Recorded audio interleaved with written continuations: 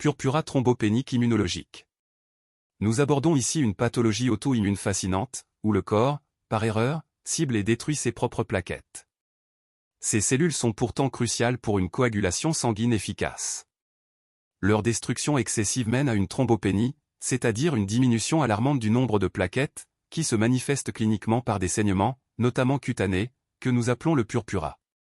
Comprendre les mécanismes sous-jacents est essentiel pour une prise en charge optimale, et c'est ce que nous allons décortiquer ensemble.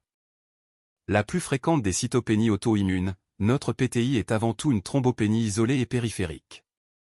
Retenez bien, c'est majoritairement une maladie bénigne, même si les complications hémorragiques sont inconstantes. Chez l'adulte, l'évolution est souvent chronique.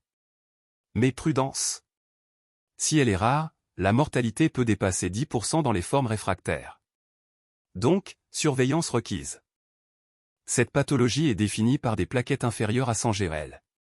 Sa prévalence est de 25 pour 100 000 habitants, et son incidence annuelle de 2,9 pour 100 000 personnes années. Observer la distribution bimodale de l'incidence, un pic chez les jeunes enfants majoritairement masculins, puis chez les femmes jeunes adultes et enfin chez les hommes âgés. Cliniquement, elle évolue d'un nouveau diagnostic à une forme persistante après 3 mois, devenant chronique réfractaire au-delà de 12 mois. Regardons les 3 phases évolutives du PTI selon les dernières recommandations. Au départ, jusqu'à 3 mois, nous avons le PTI nouvellement diagnostiqué, c'est la phase initiale. Si la maladie persiste au-delà de 3 mois et jusqu'à 12 mois, elle est qualifiée de PTI persistant. Et ce n'est qu'après 12 mois que nous définissons le PTI comme chronique. Retenez bien ces seuils, 3 et 12 mois, fondamentaux pour classifier et orienter la prise en charge de nos patients. Regardons l'évolution du purpura thrombopénique immunologique. Chez l'enfant, c'est majoritairement une bonne nouvelle avec une guérison spontanée dans 3 cas sur 4. Seul un quart passe en forme chronique, définie après 12 mois. Pour l'adulte, la situation est inversée, la forme chronique touche 2 patients sur 3, et la guérison est moins fréquente, seulement 1 sur 3. Cette distinction est cruciale pour nos stratégies de prise en charge. Physiopathologie. D'une part, des auto-anticorps anti-plaquettes, présents dans 90% des cas, ciblent les glycoprotéines IBRIA ou IBE9.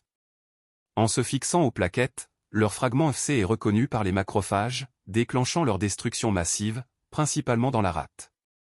D'autre part, un défaut de production médulaire s'ajoute, TPO inadéquate, inhibition de la maturation mégacariocytaire par ces auto-anticorps et parfois un défaut d'apoptose. La physiopathologie du PTI est clairement illustrée ici. Nos plaquettes, agissant comme antigènes, sont ciblées par des auto-anticorps, principalement des IgG. Ces plaquettes ainsi marquées sont ensuite reconnues par les récepteurs FC des macrophages.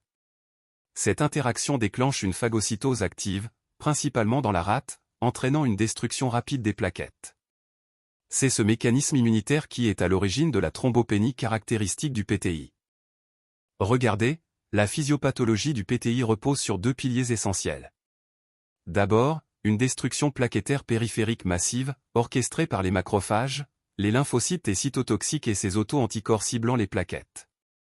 Mais nous avons également une thrombopoïèse médulaire inadaptée, souvent aggravée par un déficit des lymphocytes T régulateurs et l'activation de lymphocytes autoréactifs. C'est ce déséquilibre immunitaire qui conduit à la déplétion plaquettaire. Clinique. Le début de cette condition est soit brutal, soit insidieux. Retenez qu'un tiers des patients sont même asymptomatiques. Les manifestations comprennent un syndrome hémorragique, touchant la peau, les muqueuses et les organes internes. Un point clé, vous n'observerez pas de saignement si les plaquettes dépassent 50 000 par microlitre. Notez également une rate de taille normale, un élément distinctif. Chers étudiants, cette diapositive synthétise les diverses présentations cliniques des hémorragies. Du cutané avec les pétéchies, vébis et échymoses, aux muqueuses avec les bulles endobuccales. Nous voyons aussi l'épistaxis, et, plus sérieusement, l'hémorragie cérébrale. Enfin, n'oublions pas les hématomes, hématuries, rectorragie ou métrorragie.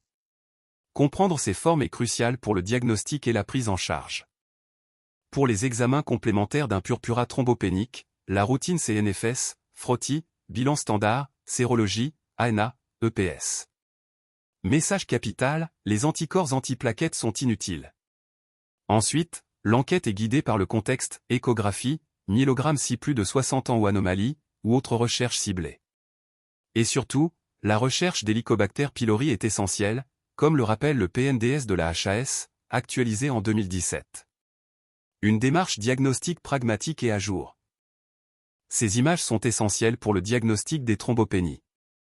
Le frottis de PTI à gauche, avec ses plaquettes rares et isolées, témoigne d'une vraie thrombopénie.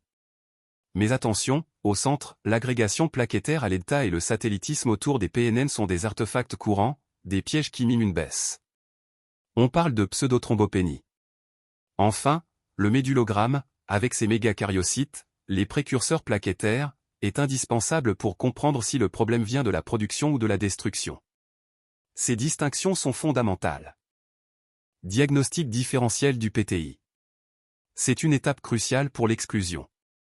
Nous distinguons les causes centrales, touchant la production plaquettaire, avec les hémopathies comme les leucémies ou les syndromes myélodysplasiques, et certaines carences vitaminiques. Côté périphérique, la destruction est en jeu, avec des médicaments comme l'héparine, les infections VIH, hépatite, l'hypersplénisme ou de nombreuses maladies auto-immunes. Un diagnostic précis est essentiel. Traitement et objectif. En phase initiale aiguë, notre but est d'atteindre rapidement un taux de plaquettes d'au moins 30 000 pour éviter les hémorragies. Pour la phase chronique, nous visons à maintenir durablement ce seuil, surtout chez les patients symptomatiques. L'abstention thérapeutique est envisageable pour les patients asymptomatiques avec plus de 30 000 plaquettes, mais attention, ce seuil peut varier fortement en cas de comorbidité, de traitements anticoagulants, d'âge avancé, d'actes chirurgicaux ou de grossesse. Abordons le traitement de première ligne. Face à une hémorragie menaçant le pronostic vital, comme celle-ci au cerveau ou ses saignements graves, l'urgence dicte des traitements comme l'immunoglobuline 4, les échanges plasmatiques, la dexaméthasone ou l'anti-D. En revanche, pour des saignements mineurs, par exemple ces pétéchies, un traitement plus léger suffit, prednisone orale sur 3 semaines, ou dexaméthasone 4 jours. L'approche est clairement graduée selon la sévérité clinique. Traitement de deuxième ligne pour le PTI.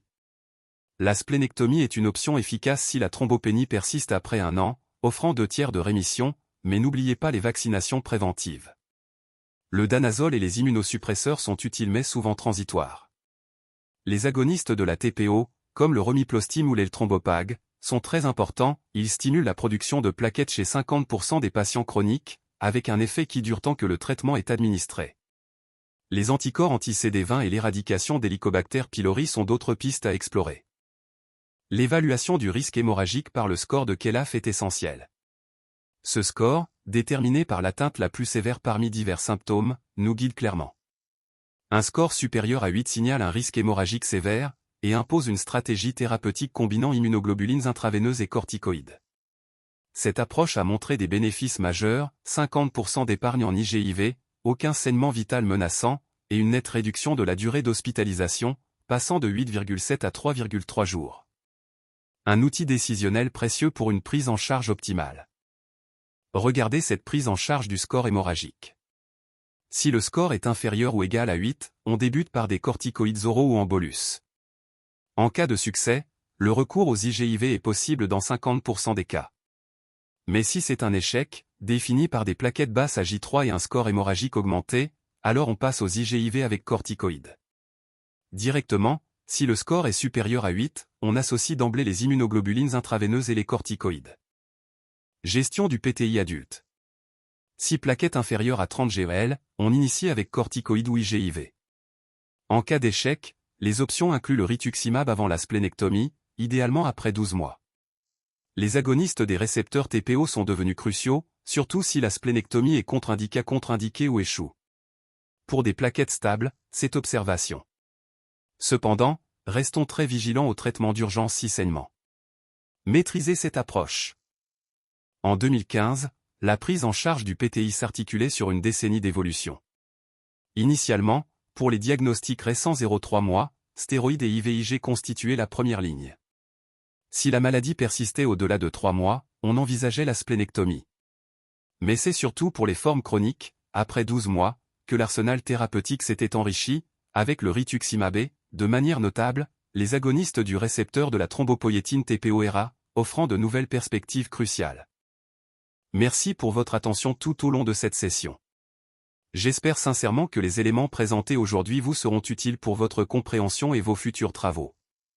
N'oubliez pas, je suis disponible pour répondre à vos interrogations ou échanger plus en détail. Votre participation a été très appréciée.